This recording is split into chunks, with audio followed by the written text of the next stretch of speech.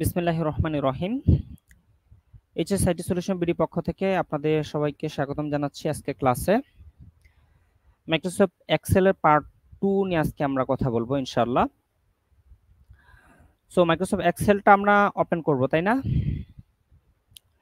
গত ক্লাসে তো আমরা বেসিক কিছু বিষয় দেখেছি, আজকেও আরো কিছু বেসিক বিষয় একটু দেখবো আমরা। সো মাইক্রোসফট এক্সেল আমরা যদি ওপেন করতে চাই তাহলে আমরা তো স্টার্ট থেকে করতে পারি, আমাদের এখানে পিন করা আছে, পিন থেকেও করতে পারবো, তাই না? এর বাইরেও কিন্তু আমরা আরেকটা ভাবে করতে পারি, সেটা হলো আমরা যদি এখানে রাইট বাটন ক্লিক করে নিউয়ে যাই, নিউ থেকে গেলেও কিন্তু আমরা এই যে মাইক্রোসফট এক্সেল ওয়ার্কশিট এটা পাবো। সো আমরা চাইলে এখান থেকেও ক্লিক করে একটা ডিরেক্ট ফাইল তৈরি করতে পারবো। এখানে আমাদের একটা ফাইল তৈরি হয়ে যাবে। কি হয়ে যাবে? ফাইল। আমরা যদি এখানে লিখি মাইক্রোসফট এক্সেল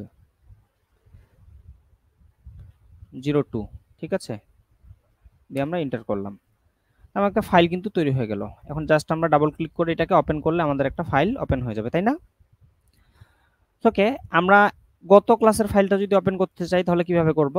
আমরা যদি ফাইল থেকে গিয়ে যদি কি করি, ওপেনে যাই, যাওয়ার পর আমরা কি দেখবো, আমাদের রিসেন্ট ফাইল আছে, তাই না? এই যে আমাদের দেখাচ্ছে যে রিসেন্ট কিছু ফাইল আছে যেগুলো আমরা কাজ করেছি, এগুলো এখানে আমরা পাবো, তাই না? তো এখান থেকে গিয়ে আমরা মাইক্রোসফট এক্সেল এই যে লাস্ট উইক, গত সপ্তাহে এটা আমরা করেছিলাম, আমরা যদি এখানে একটা ক্লিক করি আমাদের গত ক্লাসেরটা এখানে ওপেন হয়ে যাবে। আচ্ছা, আজকে আমরা কিছু বিষয় জানবো, সেটা হলো যে যোগ বিয়োগ গুণ ভাগ ইত্যাদি, এগুলো আসলে কিভাবে আমরা ফর্মুলাগুলো অ্যাপ্লাই করতে পারি এগুলো জানবো। আর এর বাইরে তো আমরা গত ক্লাসে শিখেছি কিভাবে একটা টেবিলকে আমরা ডেকোরেশন করব, এটা শিখেছি সবাই, তাই না? এটা নিয়ে তো কোনো সমস্যা নেই, সমস্যা আছে? সমস্যা নেই। আর সূত্রগুলো অ্যাপ্লাই করার ক্ষেত্রে আমাদেরকে অবশ্যই মনে রাখতে হবে যে আমরা যেইখানে রেজাল্টটা পেতে চাই সেই জায়গাটাতে আমাদের সিলেকশন করে আমাদেরকে সূত্রটা অ্যাপ্লাই করতে হবে। ফর এক্সাম্পল, আমি যাচ্ছি এইখানে কি করতে, একটা রেজাল্ট আনতে, এখানে একটা সমাধান করতে যাচ্ছি, তাই না? তাহলে এইখানে আমাকে সিলেক্ট থাকতে হবে, এখানে আমাকে সূত্রটা অ্যাপ্লাই করতে হবে। এখন এটা আমি যে কোনো জায়গা থেকে, আমি এই তারিখ দিয়েও করতে পারি, এই মান দিয়েও করতে পারি, এই মান দিয়েও করতে পারি। তো আমি চাচ্ছি যে এইটা আর এইটা কি করতে, এই যে মাসিক আয়, অর্থাৎ হলো 25 তারিখের মাসিক আয় এবং ব্যয়টা কি করতে যাচ্ছি, আয় ব্যয় থেকে বুঝতে যাচ্ছি যে 25 তারিখে আমার আসলে কি হয়েছে, উদ্বৃত্ত হয়েছে নাকি ঘাটতি হয়েছে, এটা জানতে যাচ্ছি। তো এটা জানা যাবে না? যাবে। কিন্তু আমরা চাইলে এই যে এখানকার সেলগুলো, এটার মধ্যে মার্চ সেল করা আছে না, এখান থেকে আমরা চাইলে কি করতে পারি, আনমার্চ সেল করে দিতে পারি। তাহলে কিন্তু আমাদের প্রত্যেকটা সেল এখন আমরা দেখবো যে আলাদা করা আছে, তাই না? এখন আমরা এখানে আবার এখানে গিয়ে এই জায়গাটা সিলেক্ট করবো। এখন এটা কি হয়ে আছে, একদম হোয়াইট হয়ে আছে, তাই না? এখানে আমাদেরকে কি করতে হবে, এখন বর্ডার দিয়ে দিতে হবে। তো আমরা অল বর্ডার দিয়ে দিব, এখন কিন্তু আমাদের চলে আসলো। তো এই লেখাটা আমরা দেখতে পাচ্ছি কিভাবে আছে, আমাদের লম্বা লম্বি হয়ে আছে, তাই না? তো আমরা এখানে গিয়ে কি করতে পারবো, এটাকে এই যে চেঞ্জ করতে পারবো। এখানে গিয়ে আমরা এটাকে কি করব, নরমাল যে ভিউটা আমরা সেটা দিয়ে দিব। ওকে,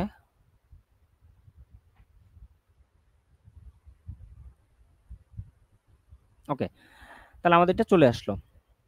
এখন এইখানে কিন্তু আমরা প্রত্যেকটা দিনের আমরা উদ্বৃত্ত ঘাটতি এখানে টানতে পারি, পারি না? ফর এক্সাম্পল, আমি এখানে যাচ্ছি, এখন আমাদের উদ্বৃত্ত অথবা ঘাটতি বের করার উপায়টা কি? উপায় হলো আয় থেকে ব্যয় কি করা, মাইনাস করা, তাই তো? আমরা কি করেছি, মেন এখানে অটো করেছি, তাই না? একটা সময় ছিল আমাদের এই অটোগুলো হচ্ছিল না, তখন আমাদের কি করতে হতো, এই যে পুরো সূত্রটা আছে এটা লিখতে হতো। কি করতে হতো? আমি যদি এখন লিখি, আমি চাইলে লিখতে পারবো, কি করতে পারবো, আমরা যদি লিখি ইকুয়াল টু সাম, ঠিক আছে, যে আমার কিন্তু সূত্রগুলো দেখাচ্ছে ইকুয়াল টু সাম, এখানে ব্র্যাকেট দিলাম, কি দিলাম, ব্র্যাকেট। তাহলে এই সেলটার ঠিকানা কি, সেলটার ঠিকানা হলো C4, তাই না? সিতে আছে না, এটা সি রোতে আছে, সি কলামে আছে, আর হলো 4 রোতে আছে, তাই না? 4 নাম্বার সারির সি নাম্বার কলাম। তাহলে এটা ঠিকানা কি, C4। তাহলে আমরা এখানে C4 লিখতে পারি, পারি না? আমরা লিখছি কি C4। দেখেন আমার C4 কিন্তু অটোমেটিক সিলেক্ট হয়ে গেছে। ওকে, তাহলে আমরা কি করবো, আমরা মাইনাস করব, কি করব, তারপর আমি এখান থেকে মাইনাস চিহ্ন দিব। মাইনাস চিহ্ন আছে না আমাদের এখানে, এই যে নিউমেরিক কিবোর্ডের এখানেও আছে, এই উপরে আমাদের নাম্বার রোতেও কিন্তু আছে। সো এখন আমার কি করতে হবে, এই অ্যাড্রেসটা নিতে হবে। সো এই অ্যাড্রেসটা কি, এটা হলো E4 নাকি? সো আমি যদি এখানে E4 দেই, তাহলে আমার কিন্তু এটা সিলেক্ট করে ফেলছে না? এখন ব্র্যাকেটটা আমরা ক্লোজ করে দিব, দেওয়ার পর আমরা ইন্টার প্রেস করব।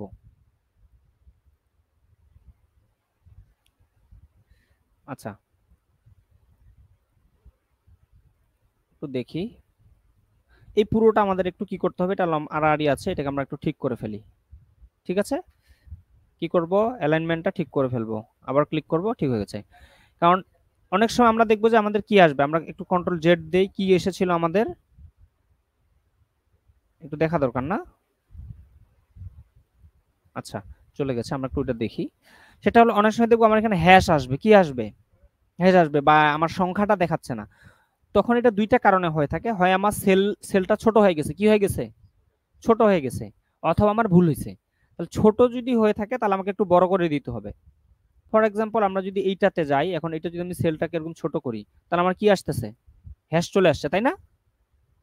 তার মানে হলো কি আমার এখানে দুইটা হয়েছে, হয় আমার ভুল হয়েছে, না হলে সেলটা, সাধারণত হ্যাশ আসলে বুঝতে হবে আমার সেলটা কি হয়েছে, ছোট হয়েছে। আর হ্যাশ ছাড়া আমাদের অনেক কিছু আসবে, ইরো দেখাবে বা আরো কিছু সিম্বল দেখাবে, সেগুলো আমাদের বুঝতে হবে ভুল হয়েছে আমাদের। সো আমরা কিন্তু ম্যানুয়ালি করলাম, তাই না?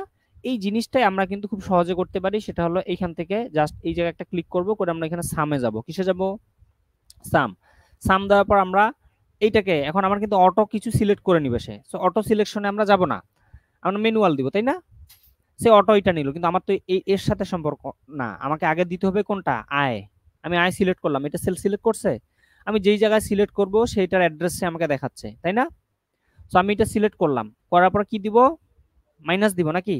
এর আগে আমরা কি করেছি,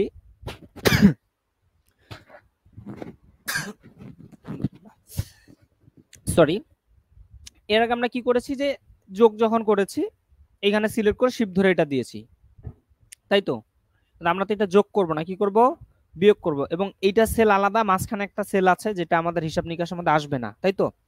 এবং এইখানে একটা সেল, তাহলে এই সেলটা সিলেক্ট করব, করার পর আমি মাইনাস চিহ্ন দিয়ে দিব, কি দিয়ে দিব, মাইনাস। গত ক্লাসে আমরা যোগ করা শিখছি, আজকে কিন্তু বিয়োগ করা শিখছি। দেন হলো আমরা এইখানে একটা সিলেক্ট করে দিব, তাহলে আমার কিন্তু এই দুইটা সেল কি হয়ে গেল, সিলেক্ট হয়ে গেল। দেন আমি জাস্ট কি করব, ইন্টার প্রেস করব। তাহলে আমার যখন এই যে কি দেখাচ্ছে এরকম হ্যাশ আসছে, তার মানে বুঝতে হবে আমার ঘরটা কি আছে, এই যে এখন মানে আমার এটা লম্বালম্বি আছে, যার কারণে হলো আমার এটা নিচ্ছিল না। সো আমরা এইখানে যাব, এখান থেকে টেক্সট ডিরেকশনটা আমরা চেঞ্জ করে দিব, কি করে দিব, চেঞ্জ করে দিলাম, তাহলে আমার কিন্তু চলে আসলো। সো এখন যদি আমি এখান থেকে আমার ব্যয়ের পরিমাণটা এখন বাড়াই, আমি কত করলাম, ৬,০০০ করলাম, তাহলে অটোমেটিকলি আমার এখানে উদ্ধৃত ঘাটতি চলে আসবে। ব্যয়ের পরিমাণ যদি আমার কত হয়, ৬০,০০০ হয়, আয় হলো ১০,০০০, তাহলে কি হবে, আমার কত টাকা, প্রায় ৫০,০০০ টাকা ঘাটতি, অটো চলে আসছে না? সো আমি এই ফর্মুলাটাই চাইলে এই প্রত্যেকটা সেলের মধ্যে এখন দিতে পারবো, পারবো না? আমি একদম প্রতিদিনেরটা চাচ্ছি, এই ফর্মুলাটা আমি প্রত্যেকটা এখানে অ্যাপ্লাই, আমাকে নতুন করে ফর্মুলা লিখতে হবে, তাই তো? আমার দরকার নাই, আমরা জাস্ট কি করবো, এখানে যদি আমি একটা ডাবল ক্লিক করি, আমার অটো নিচে এখানে নিয়ে নিবে, নিয়ে নিয়েছে। মজার না বিষয়টা? আমি ডাবল ক্লিক করলাম, সে অটোমেটিকলি এইখান থেকে এই পর্যন্ত নিয়ে নিল। অনেক সময় ডাবল ক্লিক করে যদি আমার অপ্রত্যাশিতভাবে এইখানেও চলে আসে, আমার তো এটার দরকার নাই, এইখানে আমার কিন্তু কাজটা হবে কি, আচ্ছা এটাও ডিলিট করি, এটা তো একই বিষয়, তাই না? অটো কিন্তু চলে আসবে, আমরা কন্ট্রোল জেড দেই, আচ্ছা দিলাম, এটা ডিলিট করি, এখানে ক্লিক করে আমি ডাবল ক্লিক করি, এই পর্যন্ত চলে আসছে, তাহলে আমার এইটাও দরকার নাকি, তো জাস্ট আমি এখানে একটু ধরে টেনে দিব, তাহলে কিন্তু এখন আমার এইটাও নিয়ে নিয়েছে, এখানকার আয় এখানকার ব্যয়, এটাও কিন্তু একই সূত্রই, তাই না? ক্লিয়ার কিনা বিষয়টা? আচ্ছা, তার মানে আমাদের এরকম যদি কোনো বিষয় থাকে যে আমাদের মাঝখানে গ্যাপ দিয়ে বা যে কোনো বিভিন্ন জায়গায় ছড়িয়ে ছিটিয়ে আছে, এরকম জায়গা থেকে আমরা এইভাবে সুন্দর করে আমরা এই সূত্রটা অ্যাপ্লাই করে এই প্রসেসে আমরা আমরা একটা রেজাল্ট বের করে নিয়ে আসতে পারবো, আমাদের ফলাফল বা আমাদের যেটা দরকার সেটা আমরা বের করে নিয়ে আসতে পারবো। আচ্ছা, তাহলে যোগ বিয়োগ নিয়ে আর কোনো ঝামেলা নাই তো? ক্লিয়ার? ওকে, তাহলে এখন গুণের বিষয়ে যদি আমরা আসি, তো গুণের বিষয়টাও কিন্তু আমাদের একই রকম ভাবেই আসবে, জাস্ট হলো আমাদেরকে কি করতে হবে, এখানে গুণের চিহ্নটা অ্যাপ্লাই করতে হবে। ফর এক্সাম্পল আমরা যদি এখানে একটা সংখ্যা লিখি, সেটা কত লিখলাম, 12, এখানে লিখলাম কত, 5, আমরা এটা গুণ করব, কি করব, আমার রেজাল্ট আমি নিয়ে আসবো এখানে, তার আমরা কি করব, সাম দিব, তাই তো?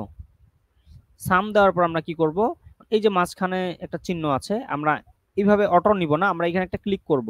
ক্লিক করার পর আমাদের গুণ চিহ্ন আছে, এটাকে গুণ চিহ্ন বলে। কি চিহ্ন বলে? এই যে স্টার চিহ্নটা, ঠিক আছে, এটা হলো গুণ চিহ্ন। এটা ব্যবহার করব, করার পর আমি আবার এটা দিব, দেওয়ার পর যদি আমি ইন্টার প্রেস করি, তাহলে 5 কত 60, তাহলে আমার কিন্তু 60 চলে আসলো। বিষয়টা ক্লিয়ার কিনা? পারা যাবে? ঠিক একই রকম ভাবে যদি আমরা ভাগ করতে চাই, ফর এক্সাম্পল আমি এটা ডিলিট করে দিচ্ছি, এখানে আমরা কি করব, আবার এখানে সামে যাব, সামে গিয়ে কি করব, আমরা এখানে একটা ক্লিক করব, করার পরে ভাগ চিহ্ন হচ্ছে এইটা, কোনটা, এটা, এই যে বাই চিহ্নটাকে ভাগ চিহ্ন বলা হয়, ঠিক আছে। ওকে, কারণ ভাগ চিহ্ন বিভিন্নভাবে প্রকাশ করা হয়, আমরা ভগ্নাংশের মধ্যেও কিন্তু ভাগ চিহ্নটাকে কি করে দেখি, এই যে লম্বালম্বি করে দিয়ে, তাই না, উপরে একটা সংখ্যা নিচে একটা সংখ্যা, সেটা দিয়েও কিন্তু ভাগ বোঝায়। সো দেন আমরা এখানে কি করব, এটা সিলেক্ট করব, সিলেক্ট করার পর যদি ইন্টার দেই, সো এখানে মানটা কত আসছে, 2.4, একটা দশমিক সংখ্যা আসছে, তাই না। মানে সে খুব চমৎকার ভাবে কিন্তু আমাদেরকে রেজাল্টটা দিয়ে দিয়েছে। তাহলে মোটামুটি যোগ বিয়োগ গুণ ভাগ এগুলো তো আমরা অ্যাপ্লাই করতে পারবো নাকি, সমস্যা নাই। ওকে, সো আরো কিছু বিষয় আছে, যে বিষয়গুলো ইনশাল্লাহ আমরা একটু ডিপলি ক্লাসে যাব। আগামী ক্লাসে আমরা এরকম একটা শীট তৈরি করব, হয়তো সেটা হতে পারে একটা স্যালারি শীট হতে পারে। তো আগামী ক্লাসে আমরা চেষ্টা করব একটা স্যালারি শীট নিয়ে আলোচনা করার, কিভাবে একটা স্যালারি শীট তৈরি করতে হয়, তারপর আমাদের রেজাল্ট শীট নিয়ে কথা হবে, ইত্যাদি বিষয়গুলো নিয়ে। সো আজকে ক্লাসটা আমরা এখানে শেষ করছি। গত ক্লাস এবং আজকে ক্লাসে যেগুলো দেখানো হয়েছে এটা একটু প্র্যাকটিস করবেন আপনারা সবাই। ধন্যবাদ জানিয়ে আজকে ক্লাস শেষ করছি। আসসালামু আলাইকুম ওয়া রাহমাতুল্লাহ।